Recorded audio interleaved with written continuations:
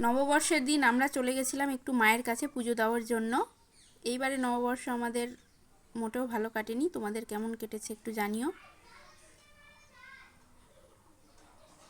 এই যে মন্দিরে পৌঁছে গেছি। মন্দিরে এসে দেখি প্রচণ্ড ভিড়, কত লাইন দেখছো। আজকে যেহেতু মঙ্গলবার পড়েছে নববর্ষ, তাই অনেকেই পুজো দিতে এসছে। কোনো রকম লাইনে দাঁড়িয়ে ভেতরে ঢুকি।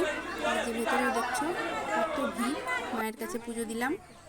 মা সবাইকে ভালো রেখো, এটাই ঈশ্বরের কাছে কামনা করি। তারপরে এখানে বেরিয়ে দেখি খিচুড়ি ভোগ দেওয়া হচ্ছে। এখানেও অনেক লাইন।